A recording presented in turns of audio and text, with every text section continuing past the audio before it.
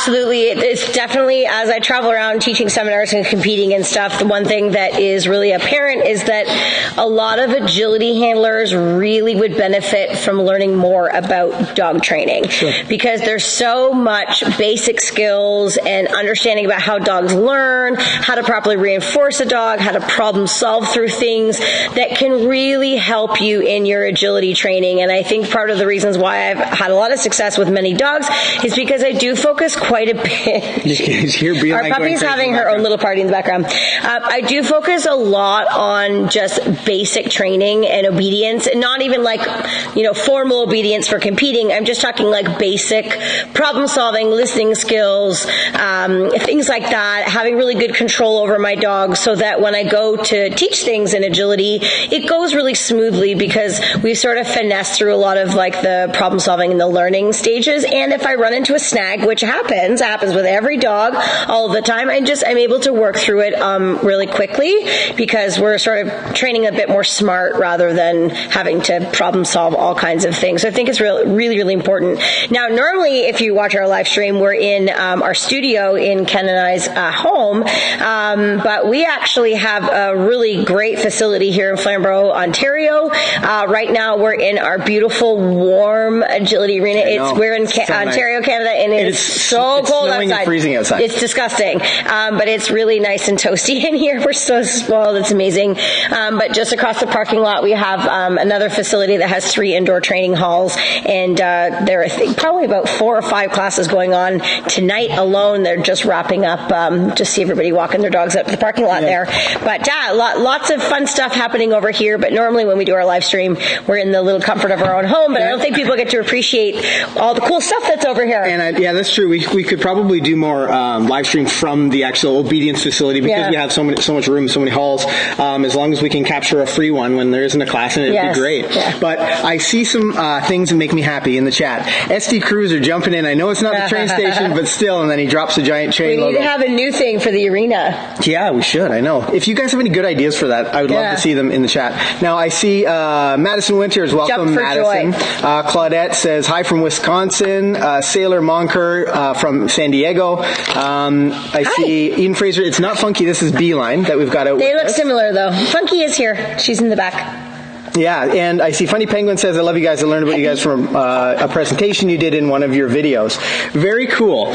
Now, let's get right into Starline Stays. Yeah. I know a lot of people are here to find out, because maybe they've struggled. Like, I created this little thing, and I would be interested to know, do you have a start line story where, if you're an agility handler, you went to the line and you started your lead out, or you took a quick glance around the ring to, try to remember your course or something, and your dog started without you? I'd love to know about that. I have seen that happen many times. I've seen that so many times. Now, I competed in agility. I don't currently compete in agility, but I competed in a lot of agility, before, and now I watch a lot of agility. And I go to in all over the world. Various levels. Yeah, various levels all over the world. And I've seen so many people who would have had a great run if they had an opportunity to lead out to the point they wanted to, or they weren't caught off guard by their dog jump starting things. And now they're in a panic, and it's just it's a night. I definitely want to start off by saying that having a start line in agility absolutely is a giant asset.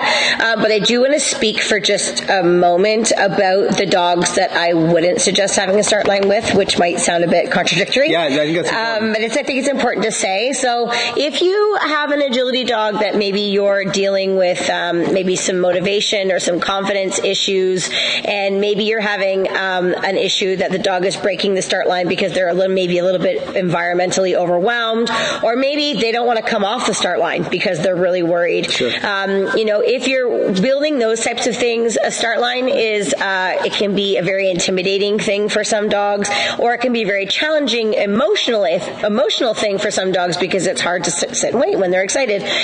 So if you're working on motivation and whatnot, I would actually suggest just sort of a boarding mission on your start line for a little bit. Work on building the dog up in other areas. This is something that I've done with my own dogs. I have a dog that's retired now. Her name is Funky Monkey, and she was probably one of the greatest agility dogs of my lifetime that I've I've had the opportunity to run with, but she didn't start off so great. She started off with not some motivation issues, but confidence issues. She hated to be wrong. She didn't want to come off the start line sometimes if she was being a bit unsure about things initially. Yeah. And also with Hippie Shake, our poodle, some similar issues. She was more stretched by environment around her. So for quite some time, a lot of my sequences and courses, and I didn't trial these dogs during this time period. That's also a very important thing for me to say. But it's something people often overlook. Yeah. They're like, well, if I just get them back in the ring, maybe I can. Yeah, I think that actually we'll get more into this. We'll save that. I'll come back to that because that's a very important point. But I did a lot of VIP. That's very true. I did a lot of having people hold my dog, like a little restraint recall type of start, or would play with my dog and then start, or hold them back and then race them to the start. So if you do have issues in that manner, working on a start line might not be something that's, super valuable to you.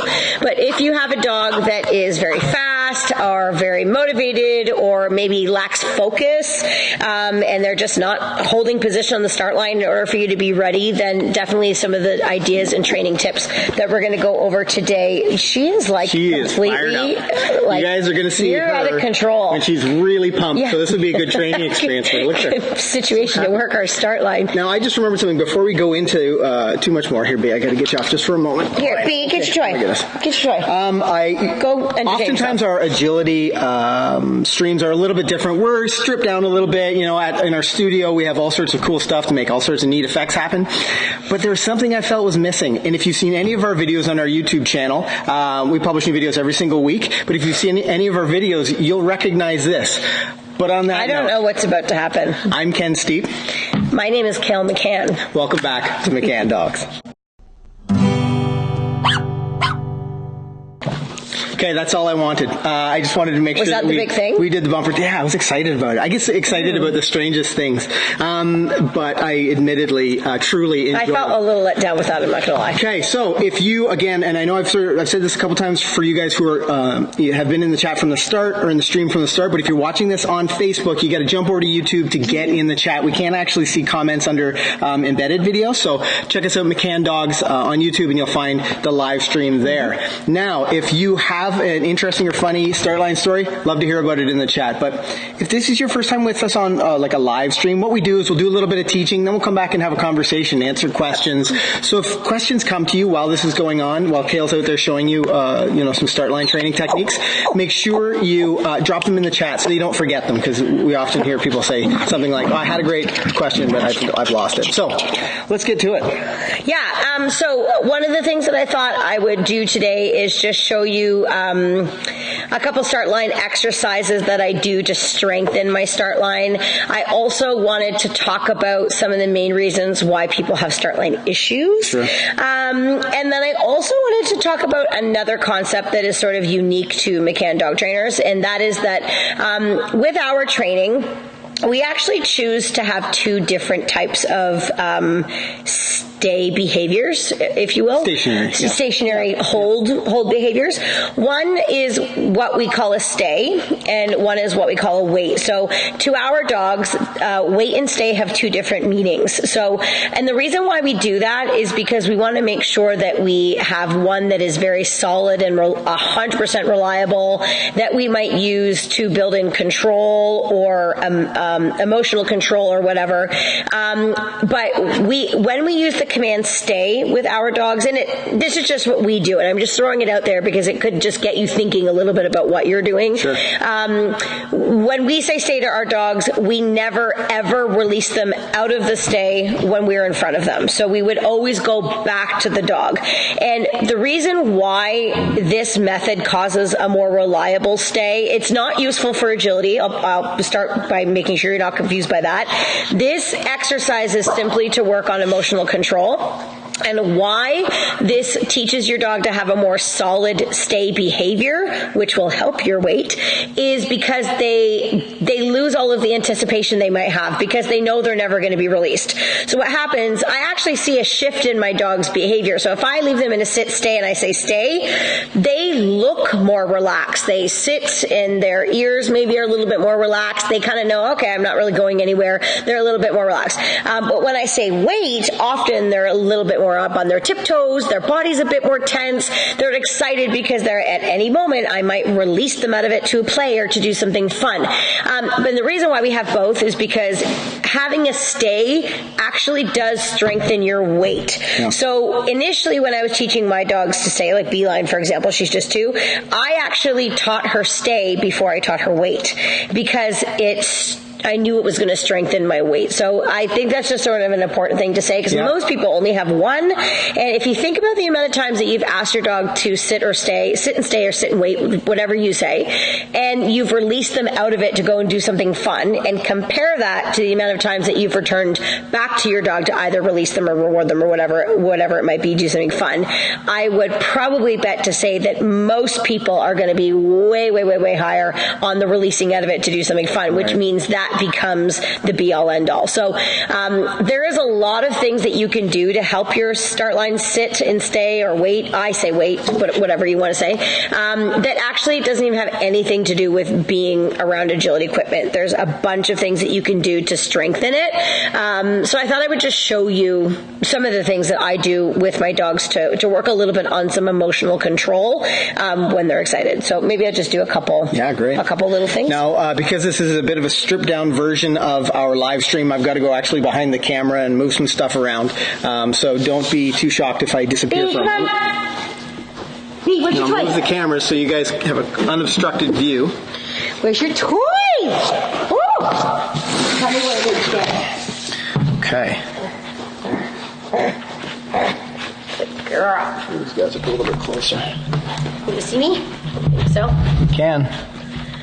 Okay, so one of the things that I really like to do with my dogs is just play little games that involve tugging and playing and then incorporating some weights into it. So I actually don't even know what I'm about to do now. This is like kind of what happens with me is I'll warm up something like this sometimes, or I'll do a bit of training where I'm just going to sort of put her in a few situations where she has to really think about using some self-control, and I'm going to switch between how I reward her. Sometimes I'll let her come out of the sit to get a reward.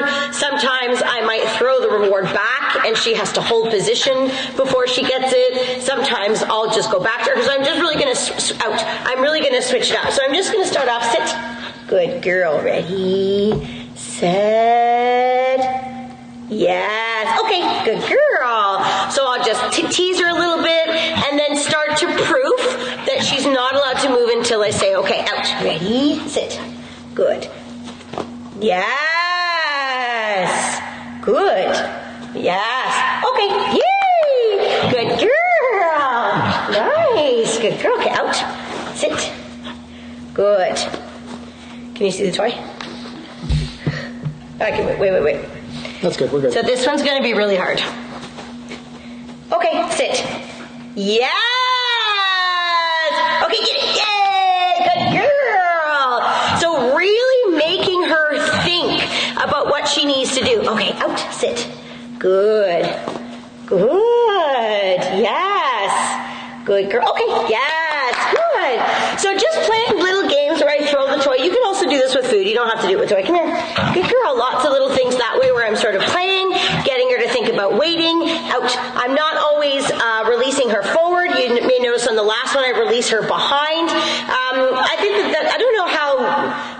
I think that's a pretty well-known suggestion. I think a lot of people know about it, but if you don't know about it, probably just talk about it. So if the dog really wants to come out of the stay to go forward, and that's what they're doing as their common mistake, or that's what they're excited about, it can often be really helpful to say, yes, okay, get it, and reward the dog in the opposite direction to where they want to go. And I do it a couple different ways. I might release and send her to the toy immediately. Sit is what I just did there. Or I might throw the toy and I haven't said anything, so she shouldn't go anywhere.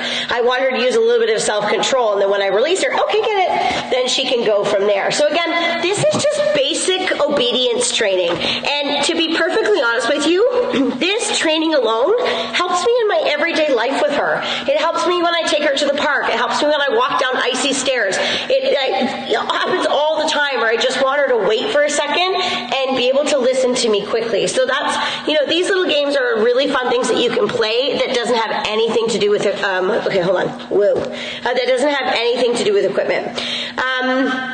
Okay, are there questions, or can I go on to something else? No, you go on to something else. We'll come back to that. Okay.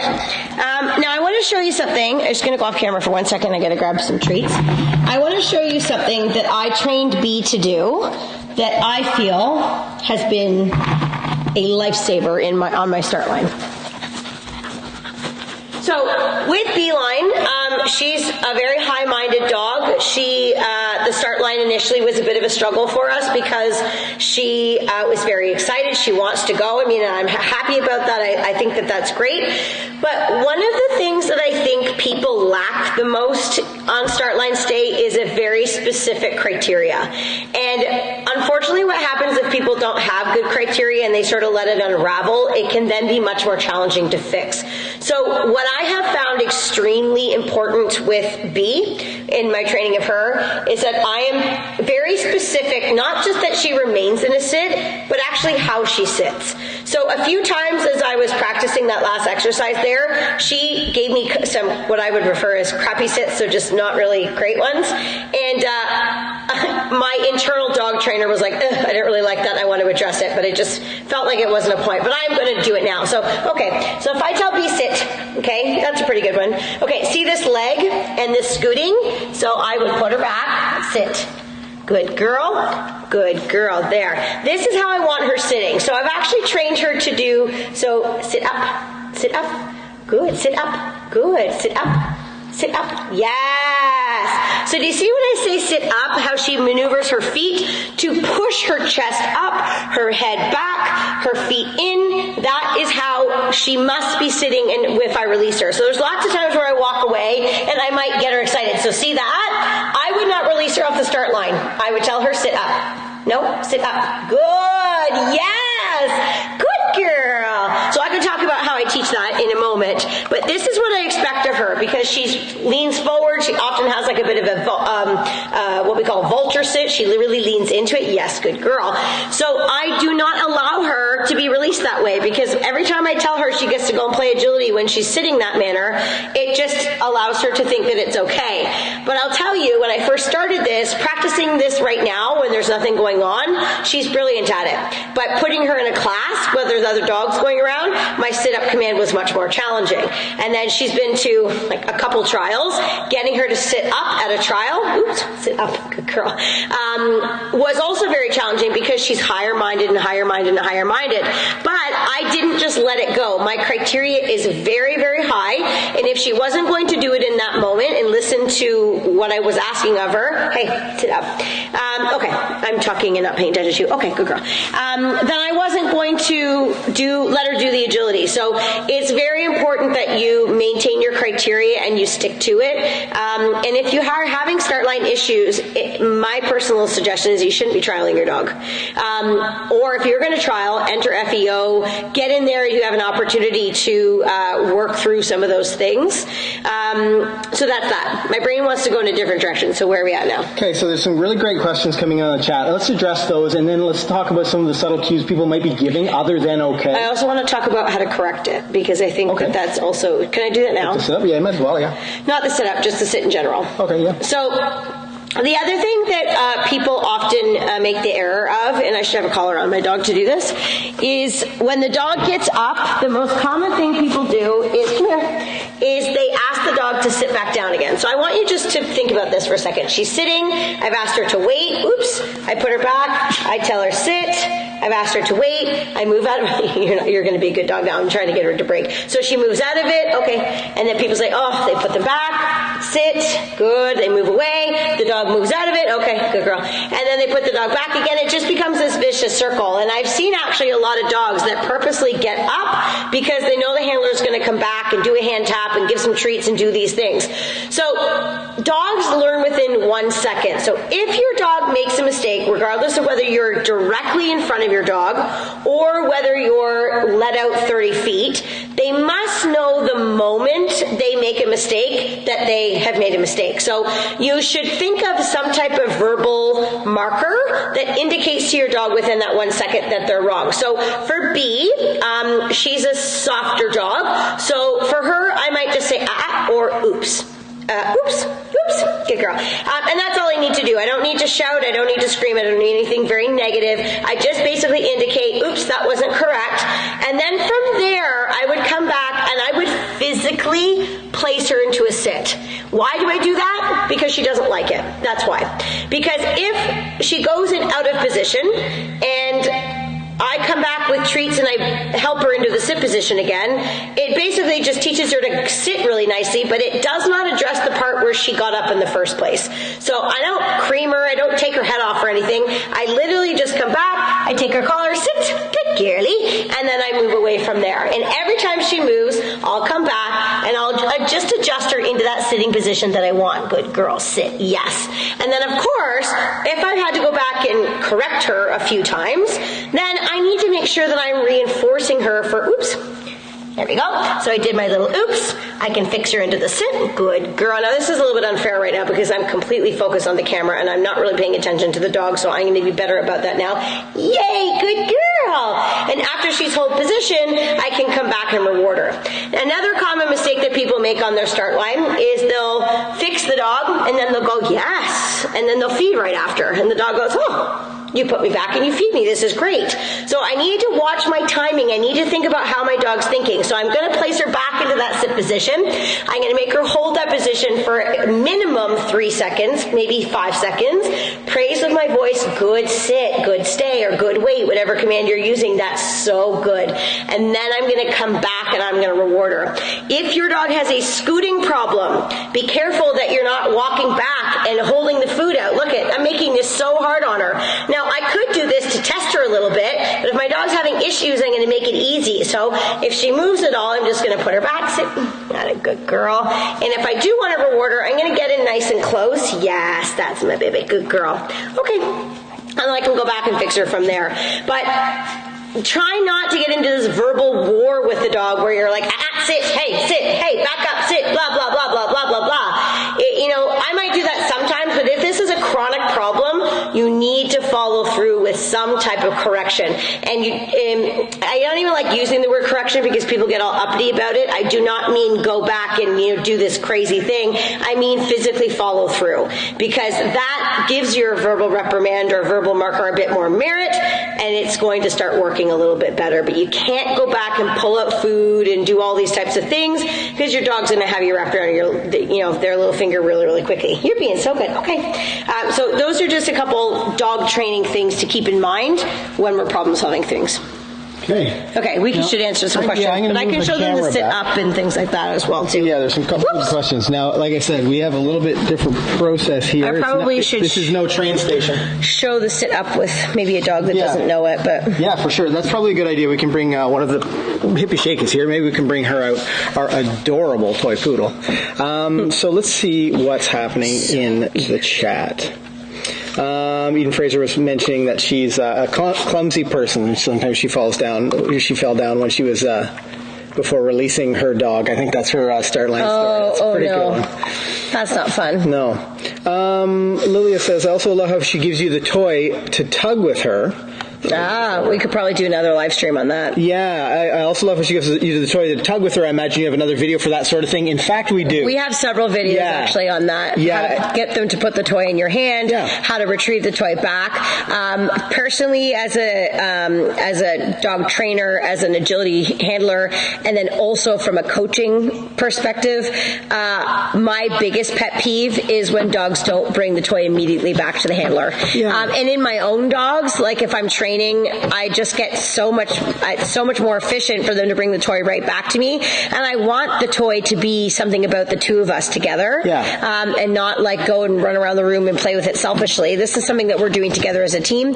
Also, too, if you take seminars or do things like that, you waste a lot of your turn trying to get your toy back. I coach all over the world, and I am very specific about how much time I give each person to make sure everything is equal. And I have some handlers that are shocked at the end of their 10-minute turn because they don't really get that many reps, but 5 minutes of it was chasing the dog around the hall to get the toy back, which is usually what I then help them with instead of the agility. In that scenario, the dog's burning off a pile of energy, and now you have a dog who's tired, not physically. I would say that her bringing the toy back to me, that was actually one of the first things she learned.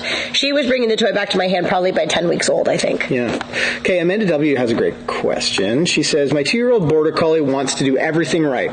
He gets high at start lines and knows he shouldn't break it. On his own, he goes from a sit to laying down when he's mentally high. Is this okay? And I think she'd probably ask that just before you talked about it. Yeah. But being really definitive in your expectation, having clear expectations for your dog that they remain in that sit is going to be the best way for them to learn it. It's going to be the best way for them to be confident in that sit that that's what you want. And I think what you have going well for you, Amanda, is that if your dog really does want to be right and that he's just keen and like maybe he's being a bit stocky, this sit up thing might be a good suggestion for you because it gives him a job to think about while he's waiting so that his instinct isn't just to lie down. A lot of Border Collies like to lie down. It's very natural behavior for Border Collies to do. Lots of dogs, but Border Collies specifically.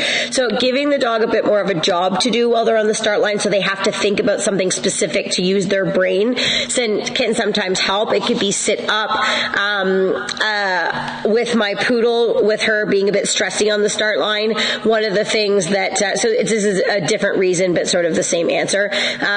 One of the things that I would start to do to break her thought process, to get her out of her head a little bit, was to ask her to speak or to ask her to back up or say, sit, down, sit, left, right, back up, sit, down, sit. And all of a sudden with all these little trick things, I could see her whole demeanor go to like, oh, this is really fun. And I would totally change her thought process to being in a more positive state, and it really helped. But this type of method can also work for dogs like yours that maybe are getting stocky, or I haven't seen your dog, so I don't exactly know why it's happening, but try seeing. I've actually worked with some dogs that are so stocky on the start line that they have a beautiful response to sitting down, but cannot do it when they're in front of a jump. Right. Because the dogs are like, I can't move, I'm so stocky. So you have to work through those things, whether getting them further away or whatever it might be.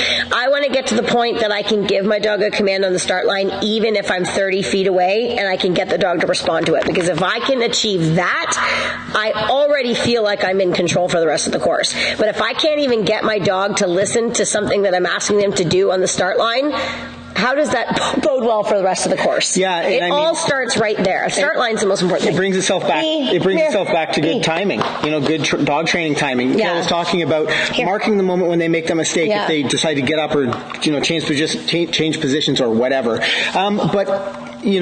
Conversely, if you walk out to a jump and your dog is often breaking the start line, you walk past the jump in your training session, that's the point when it's the hardest, and your dog doesn't move. They're remaining in that amazing wait. Mark that moment with a yes. Yes, good job. That buys you the time to get back to them, and they know exactly the right choice that they've made. Yeah. The timing of it all is so important. Someone mentions that their dog just does agility on leash, and I can't pronounce your name, and I apologize for that. But and that's why dog training is such an essential part of agility. It's, to become competitive, to become someone who can enjoy agility. I'm just going to take a second to brag for a second, and I'm not bragging about myself because that's very uncomfortable, but one of the things that we do that's very different than any other place that I've taught at before, and I've taught a lot of places, guys, is if people are going to take agility classes with me, they must do our 3 levels of obedience before they can go in. And they can't even come in if they do that. They have to get approved by a grade 3 instructor to get the go-ahead to come into foundation. You're probably thinking, oh my God, that's so particular or strict. But because of that, the caliber of dogs in our agility classes is unbelievable. We don't have dogs running around the room. We have dogs that most of them aren't even crated. They just lie on the outside of the ring and, hang out until their turn. They're quite kind with one another. They bring the toy back. They all have a sit and a wait when they come in. And it helps them learn faster. Oh my gosh. The progression they make is just mind blowing, but it's because they have really good basics. And I'll never ever change the rule, because when you come into class, like I remember taking a few classes with my own dogs at different, with different instructors to just get myself out and about. And I was terrified that my dogs were going to get chased. And Funky did get chased when I went to class with another instructor at one time. And it set me back months because I was already working through so many confident issue things. So it's just, I can't stress to you how important it is to work on basic obedience skills first, because it will allow you to progress through your agility stuff so much faster, and you'll have such a better agility dog because of it. And a better experience playing agility, learning agility. It's just so important. Yeah. Now, we talked a little bit about someone mentioned that they're excited to see Hippie. Eden Fraser says, I love Hippie. What did we talk about doing with Hippie? I forget. I was going to show about how to teach the sit-up. Okay, do you want to do that? Yeah, she doesn't know it, so this could go, I don't know how much I'll get accomplished in like Beeline. It took several sessions when she was a puppy to teach her this, but I can just, whatever, I'll just try. It's live, let's put it that way. Yeah, and we'll just see how it goes. Okay. Now, Claudette 102 says, my dog had a great stay when we first started trialing, but now he won't sit at the start line in trials anymore. He gets too excited. He has no problem in practice or class, though, and we're going to dive into that a little bit. That is not an uncommon thing. How many times have you seen someone who, struggles with their contacts? And in class, geez, the dog does it great every single time, it seems. But they get to a trial and things fall apart. And it's so frustrating for that handler. And we're going to talk about that in just a few minutes. I'm pretty excited to see Hippie Shay come out. Now, she's wearing a sweater right now, and I'm kind of hoping Kale leaves it on her because it looks really, really cute. And you guys will see in just a minute what I mean. But Hippie, if you haven't seen her channel before, is Toy Poodle, a wild child, not well groomed. But she needs a haircut right now. She definitely needs a haircut. But let's show off that. You guys will learn how to teach your dog to sit up at that start line. Okay, so what I'm give me a second, Kale. Just give me a second. Okay. I'll just sort of talk you through here. What I might do is start to show you how we actually even start off, like teaching a start line. Now, I'm cheating a little bit because normally when I would do this, I would have a collar and a leash on my dog, but I don't have either of those things right now, so I'm going to fake it. So what I would do is just work on getting her to learn to get in and sit at my side. Sit, good girl. You could use yes, or you could also use a clicker. It's totally up to you. I train with both things, and then I might tell her wait. And then I'm going to just step in front of her. Yes, good girl. And then I'm going to step back beside her. Yes, good girly. So again, this is the initial part where I move away. Wait. Good. Yes.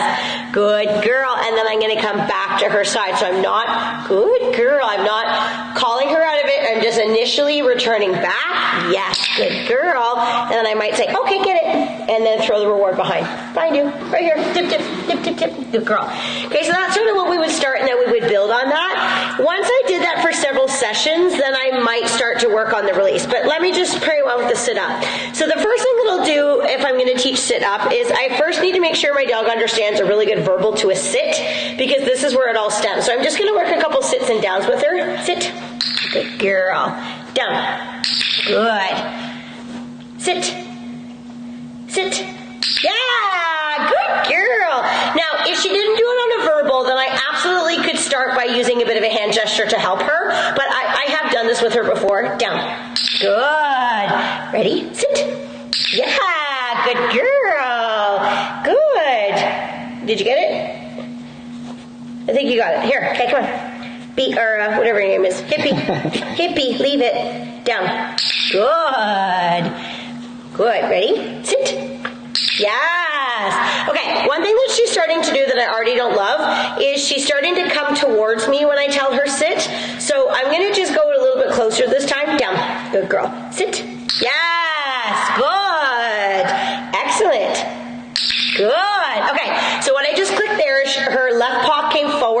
thinking about lying down because I've just asked her to lie down a few times. And then she corrected herself and she took her paw and she put it back till it was side by side. And that's actually what I'm starting to go towards now. So I wanted to reinforce her for that. Good girl. Okay.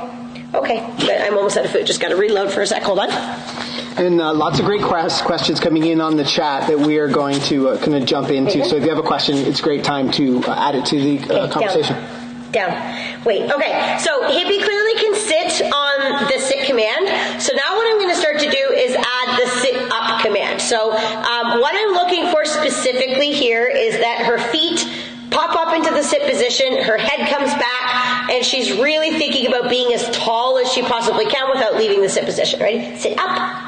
Good. And when I feed her, I'm going to feed her nice and high. Good girl. Yes. Good. Sit up. Good girl. Good. Sit up. Yes. Good. So again, I don't want those paws to move. I want them to stay perfectly still. I'm adding a bit of motion just to see if I can get her paws to move, but she's being a complete rock star right now. Good girl. Nice. Oh, there you go. Did you see that? She moved her paw back. I gave her a click. Good. So see how the one paw is forward? So I'm going to test it. Sit up. Sit up. Yes. Good. So she adjusts her feet so that they're straight. I'm going to reward. The only thing I can see that I might have to be careful with her is I do not want her to scoot forward. So she scooted a little tiny bit, so I need to be on top of that. I want her actually to think about pressing back, not pressing forward. Oops. Sit up. Sit up. Yes, good girl. So I'm going to wait till she settles in the sit. Yeah, good girl. Her legs are so small you might not be able to see that, but she went from this to that again. Good girl. Nice. Good. Good girl. Who's the smartest thing? Good. Okay, so her paw's forward again. So I'm going to wait till she fixes it.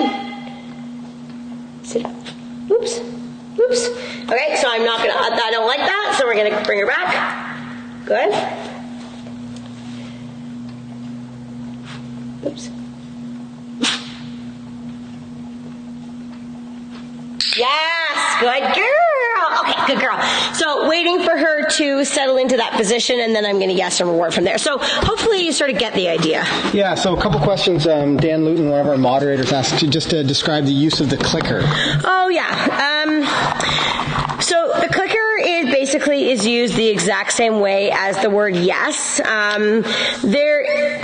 don't know. More specific. Yeah, I don't want to say there's a lot of benefits. Like, it's not like, oh my God, you have to run out and get a clicker now, and that's how you have to train your dog. There is absolutely nothing wrong with using the word yes. However, I have found that when I'm trying to train a very detailed, specific behavior, I tend to be a little bit more precise with the clicker, because you may have noticed, even listen to how I said yes, like that last 5 minutes. Sometimes it was yes. Sometimes it was yes, like, because I was praising kind of at the same time. And there's nothing wrong with that, but I can be very precise with this. So if you do get a clicker, just to teach the dog what it means. And clicker training is what they use to train dolphins and chickens and everything. You're not going to, say yes and give a dolphin a treat. It just doesn't work that way. So it would be click and then feed. And feed. Yes. So I click and then feed. I just practice that basically for like a whole meal or two. They figure it out really quickly. And then basically I can just wait for her to do behavior that I like. So I can teach her to bark really quick here.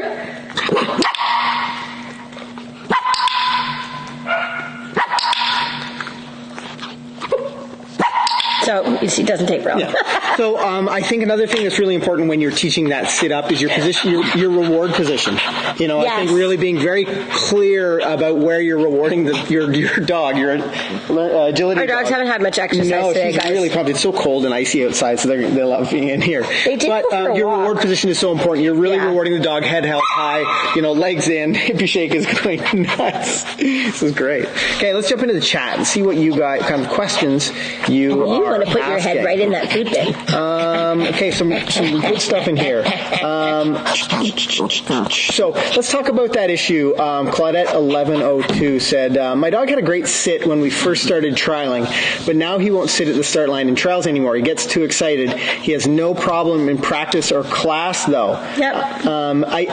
Let's talk about sort of the transition from, training dog agility to competition dog agility? Yeah, I think that your issue is probably one of the most common issues out there. A lot of dogs will do great in practice, great in class, but then they will not hold a start line in a trial. And what you need to remember about dogs is that they are incredibly situational learners. And when a piece of information is unclear to them in a certain setting, it opens up the opportunity for them to say, oh, this rule doesn't apply to me here. Because if you think about it, when they break their start line in practice session or in class, do you just keep going around the course? I bet you don't. I bet you stop the dog and put the dog back on the start line. Well, at least I hope you do. But in a trial, you got, $25 on the line. Maybe you're trying to get a cue, to stop the dog and to put them back on the start line. Very, very few people do anything about their dog breaking the start line. So you have to respond to the dog in a trial setting the same way that you would in training, so that they understand that there's no difference between the two. The other thing that you could do is try to make your training session more like trialing. Yeah. So I do this with my student classes all the time. Like every couple, once a session or something, I have a mock competition with me, and I'll bring in like chocolate or something like that. Everybody loves chocolate. I know, and it doesn't even seem like a big deal, but these people get so friggin' serious about winning chocolate that criteria starts to go out the window because they're being competitive. They they don't release on their contacts as well. They let the dog knock bars, but it's great because it's a great conversation to say like, hey, like you can't just let these things fly. Right. But it also gets them to learn to get their dog to respond when they're in a bit, like the human's in a bit more of a heightened state, because right. like what do you look like when you're at a trial? Are you more stressy even though you might not think you are? Videotape yourself. Is your body posture different? Are you connecting with the dog the same way? What's your routine like at a trial versus a training?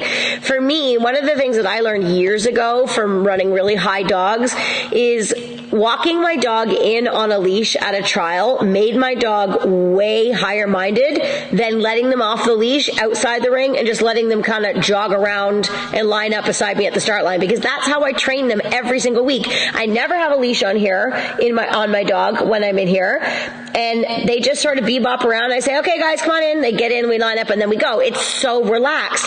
So I had to take that same scenario and I had to put it into a trial so that it was the same. Or I guess what I could have done is put a leash on the dog and walked them in like more formally, but that's not the routine I was hoping for. I wanted to be more relaxed.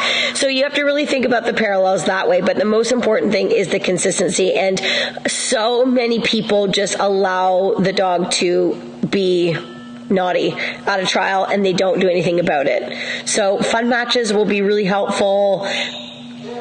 What is that noise? Oh, your dad. Okay. You talk. I'm going to text him and tell him that we're live streaming so that he stops doing that. I think he might know. We're in the agility arena, and there's an intercom, and Marty can see us or maybe hear us. I was like, both. I feel like there's somebody calling my name from the side of the tunnel. Yeah, I think we often underestimate, our nerves, our anxiety, our all of these things when we go to the start line in a competition. I know I do for sure. And you really need to be aware of that and try to get those things in check. The other thing you can do is, desensitize yourself to those situations. The creating mock trials in your classes or in your training. Great.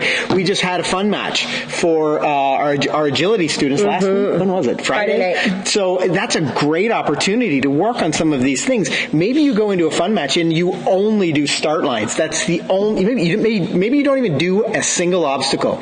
You just proof your start line. And that's the perfect opportunity to, rehearse good behaviors for your dog, really reinforce that great start line, stay or wait or whatever you want to call it with your dog. These are great training opportunities, and don't miss out on those kinds of things, especially if you're struggling with one aspect of your training. I see Patricia Denston mentions our start line is pretty strong, but the contact issue in trials that you just mentioned happens to us all the time. There is a direct correlation between start line and contacts. A lot of dogs who have start line issues also have contact issues, and either way around. There is a lot of similarities between our behavior and our expectation as a handler in comparison to the dog. And actually, when we're ready to move on to the next topic, I would really love to talk to you guys about how people successfully untrain their start line in a matter of minutes. That I see it happen over and over and over again. Sometimes I hate being a dog trainer and knowing so much about training, because I'll go to a trial and I'll be able to like literally look at something and be like, that dog's going to blow a start line in the next run. And I'm right every single time. Or they'll do a contact and I'll say, watch this, the dog's going to blow the contact on the next one. And then it happens. It's like I'm a fortune teller. But it's not because of that. It's because I know dog training, and I know things that happen that cause problems, which is how it's really helpful if you can have an instructor or coach like that, because we can call you on that right away, and then we don't let things unravel.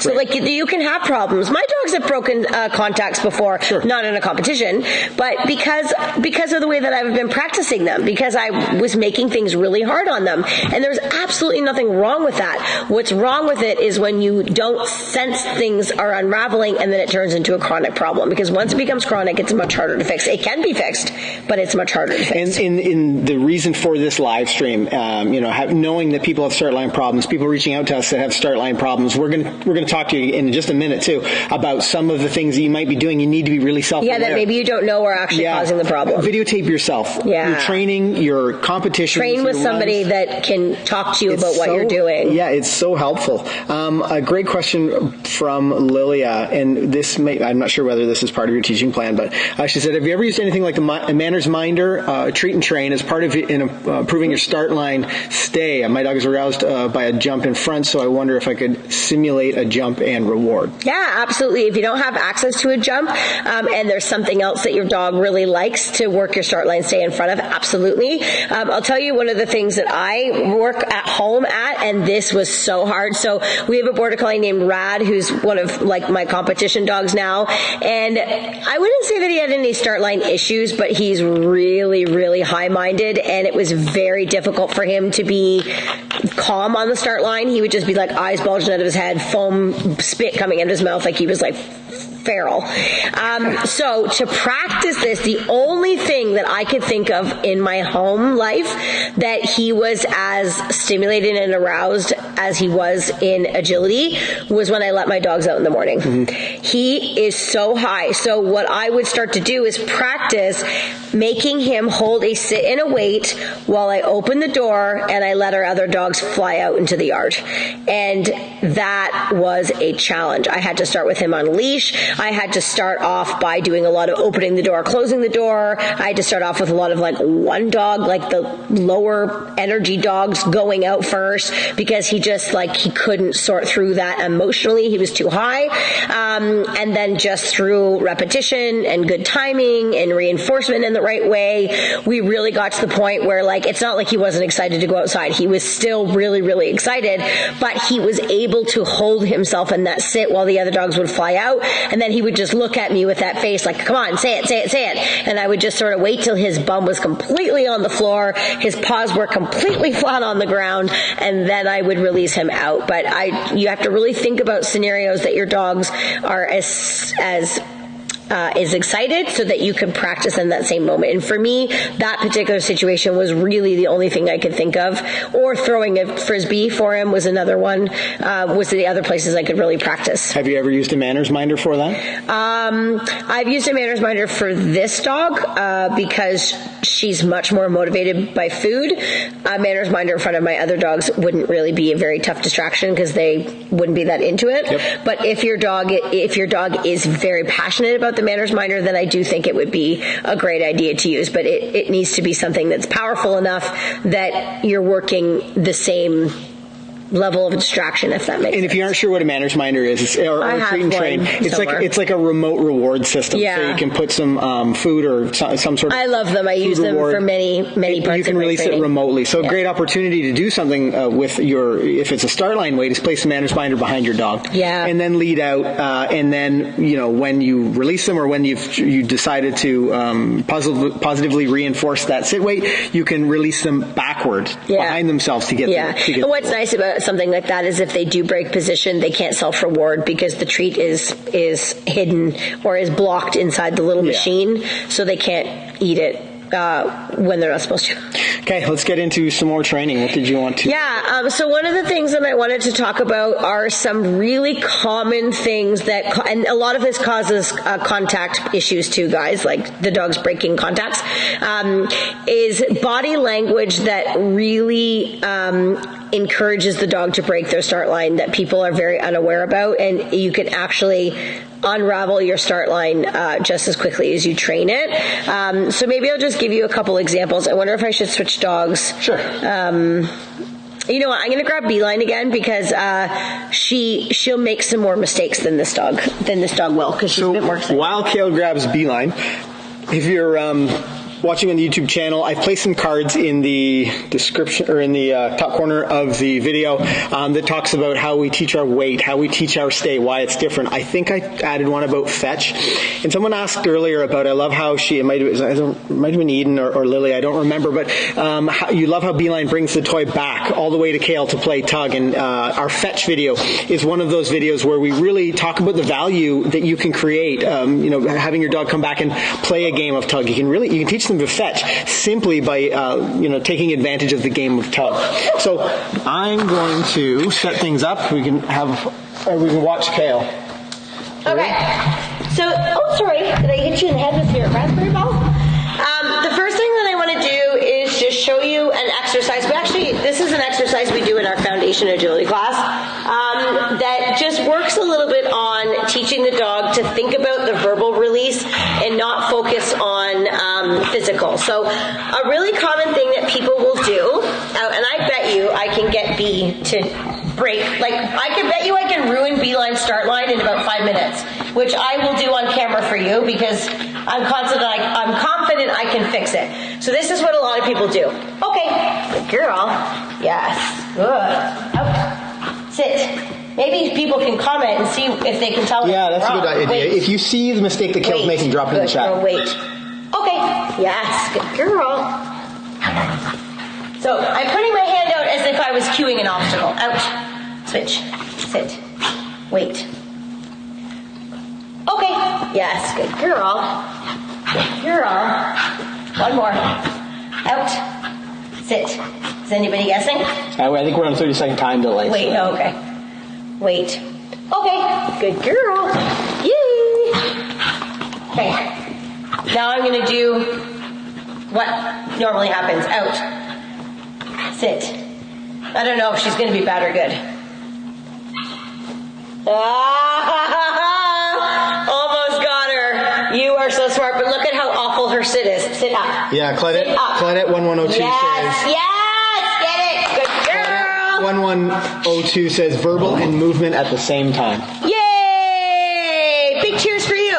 Yeah, and Eden says hand gesture before the word. And yes. It was at the same time almost. Yeah, I was purposely doing it at the same time. So that's a really, really common thing people will do. Wait, they lead out, they completely disengage from the dog, and they turn and they do this. Okay?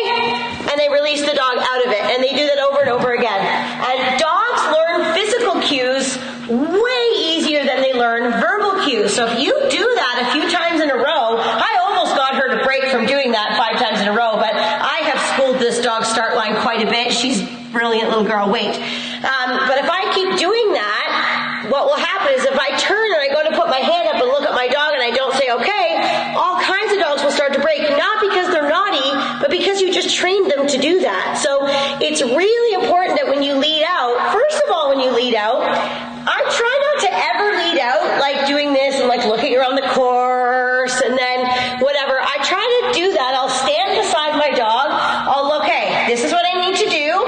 Now my sole focus is on my dog. Good girl. Now I don't walk out going, wait. Look at her eyes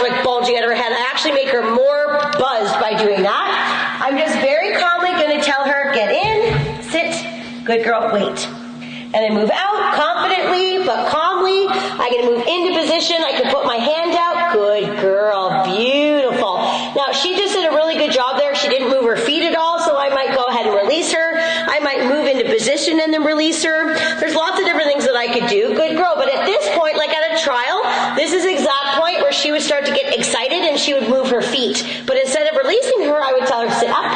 Good girl, sit up. Yes! So good. And then I could tell her, okay. And then we could go on the course from there. So that's one really, really common thing people will do. And then the other thing, and this is more common on contacts, but they move at the same time as they say, okay. Sit. So they'll lead out, they'll come to a standstill, and then they'll say, okay, and they'll move at the same time.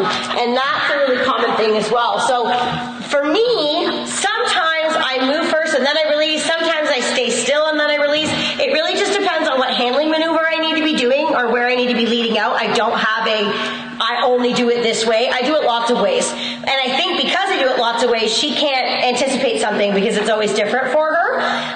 But what I do make sure I do is see my dog settled in the sit. The other thing that I really don't love when people do is they do a lot of wait, and if I look at her, she'll move. If I look at her, she'll move. Well, train through that. I want to be able to look back at my dog and tell her, you're so good. Oh, see, she's offering her sit up all by herself. Do you see that? You're so brilliant. Sitting up. Good. Sit. Now, she hasn't gone for the toy yet because I never gave her release command. So I'm always testing her, making her think. Sit up. Oops. Sit up. Yes, yeah. Good girl. You're the best. You're the best. You're the best, best, best. So those are some common... Come on. Those are some common things. Come here. This toy's really hard to grab. Those are some common things that I'll often see from people is the disconnection, moving at the same time. That's a really common one. Lifting their hand at the same time. So those are some things. Anyways, what I set out here to do is show you an exercise to train through this. So we'll do that now and let me know if there's questions. So one of the things that I'll do, and I do this to work my start line, and also I'll switch sides because I've been working a lot on this side. Also my contacts. So I'm going to leave her in a sit wait. The first thing I'm going to do is walk behind her a little bit. I do not want her to do this. So if she does that, I'm just going to fix her. Sit. Good girl. Good. Wait. Yes. Good. Oops. Sit. Good. Sit. Good. Wait. Yes. Excellent.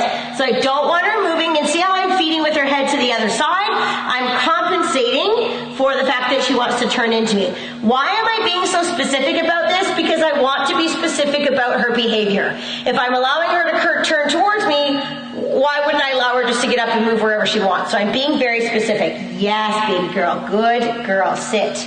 Good. So now what I'm going to do is I'm going to start off by walking past her. Hey, sit. Oops. And when I get to a certain point, I am going to release her. Wait. Wait. Good. Wait. Okay.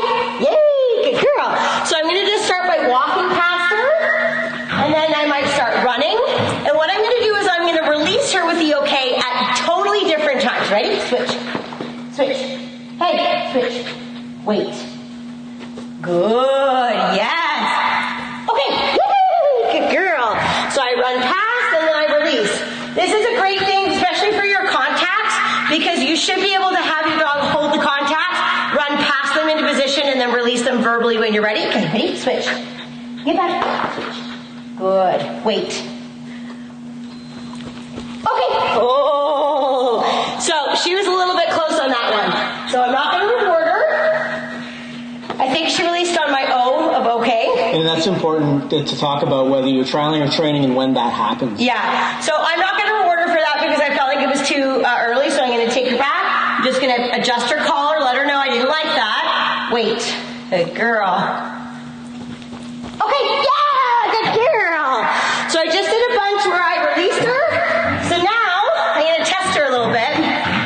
I'm going to run past her, do everything the same with my body language, except for saying, okay, and I'm going to see what she does. Go back. Switch. Good. Sit. Good. Wait. Good. So I don't like that.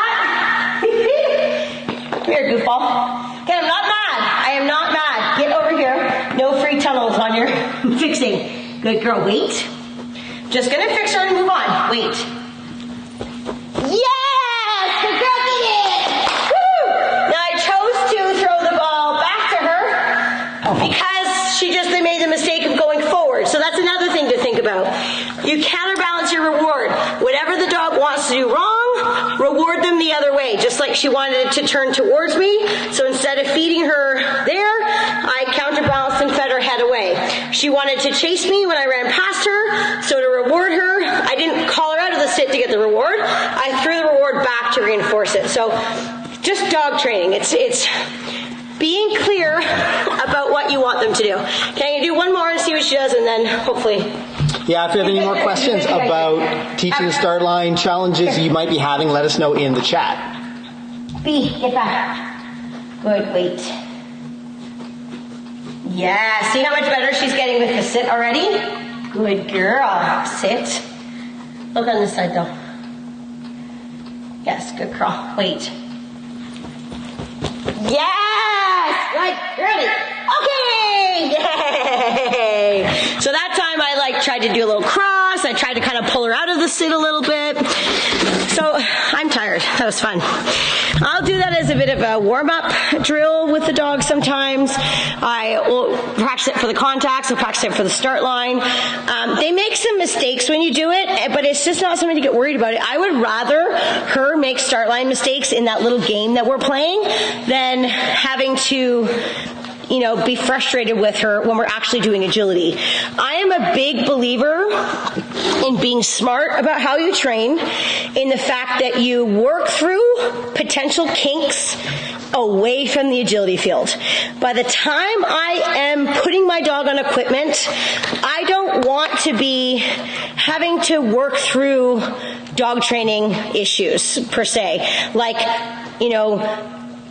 Not listening, not retrieving, not holding the start line, jumping up and barking at me, things like that. Those are way overdone before I am focusing on getting my dog on agility equipment. Those things are things that I work on right out of the gate, or emotional control, problem solving. Do they understand the word yes? Do they have body awareness with their back end?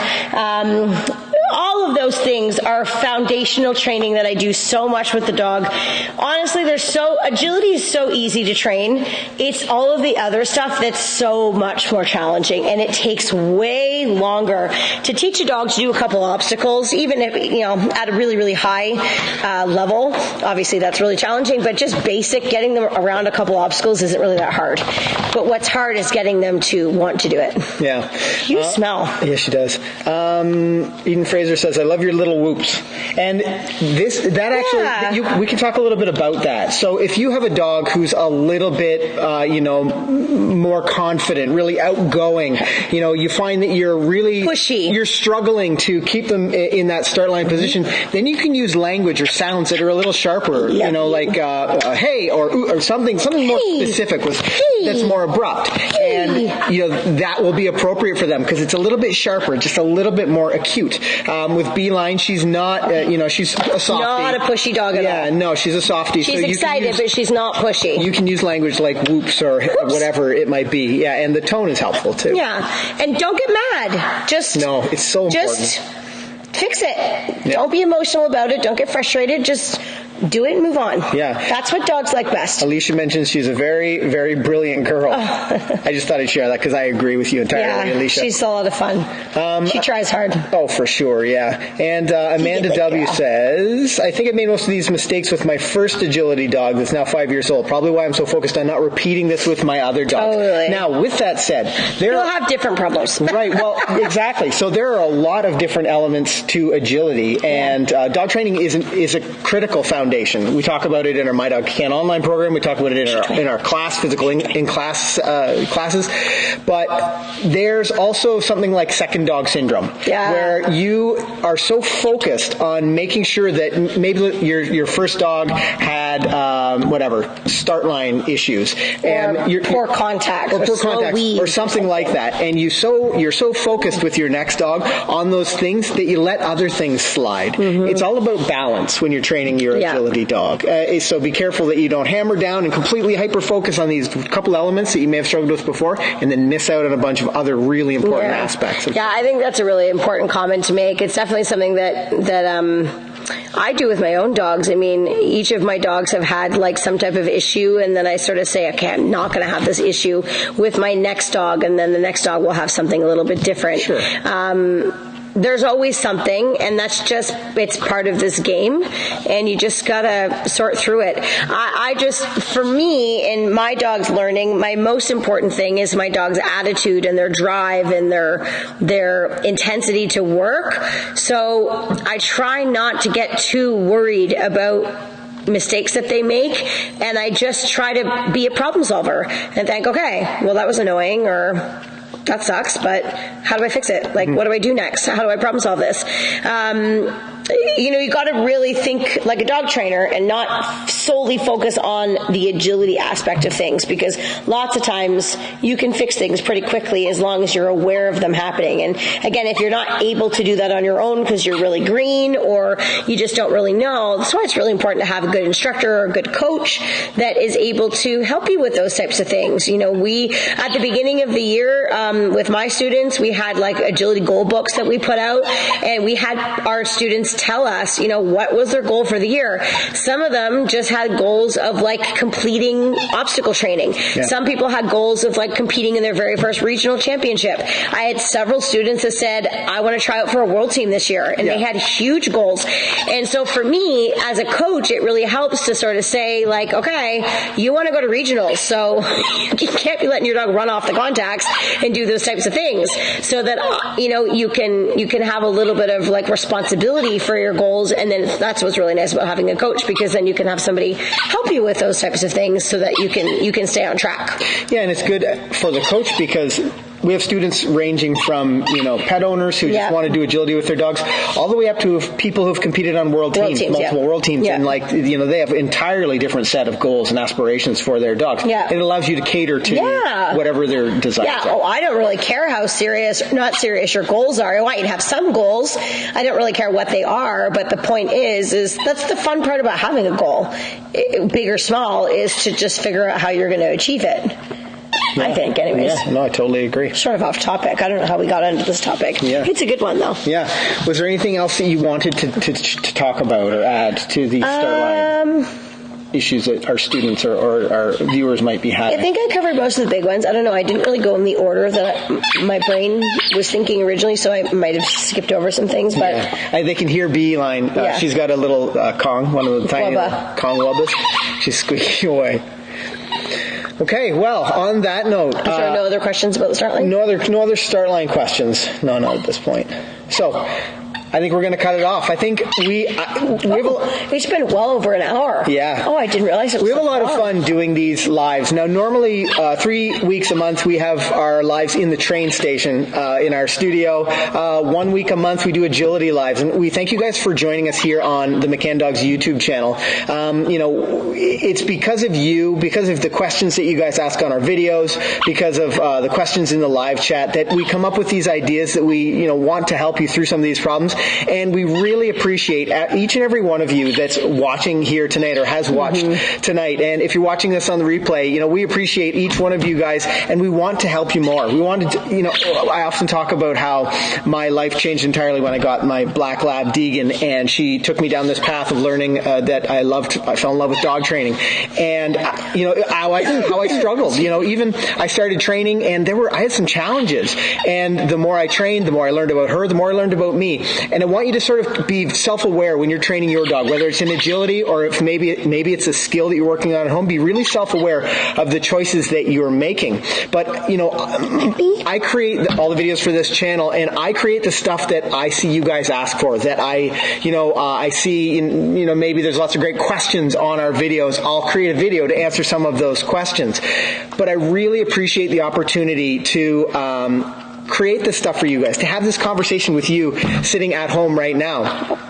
And, I want to thank you for that. So I also wanted to mention that, as we move forward, I'd love to know what other things do you want us to talk about? What other ideas do you have at home that you're looking to train through with your dog? What sort of agility skills are you working on? Mm-hmm. So I think that's going to be a really important part of the channel moving forward. And we've got, next week we're back in the train station for our live. Where I'll get to blow the train whistle, and we'll talk about some fun dog training stuff. It's next week, the 18th. Yes, yeah. Yeah. So we may not be in the live stream on the 18th. No, I will be. Or he will be doing it solo. Maybe it's just you and I. Maybe we're just hanging out. Maybe we'll do an Ask Me Anything. I don't know where it's going from there. Ken doesn't have a good planner. No. Because his planner is me. Kale is my planner. I am his planner. Yeah, for sure. So let us know in the comments on the videos what you'd like to see. I create these videos for you specifically, and I want to thank you for joining us. If this is your first time on our YouTube channel, make sure you hit that subscribe button. We publish new videos every single week to help you to have a well-behaved four-legged family member. And we do these agility live streams once a month so that you can have a well-behaved four-legged agility dog superstar. Yes. So, on that note, thank you guys for watching. I'm Ken. I'm Kel. Happy training. Bye for now, guys.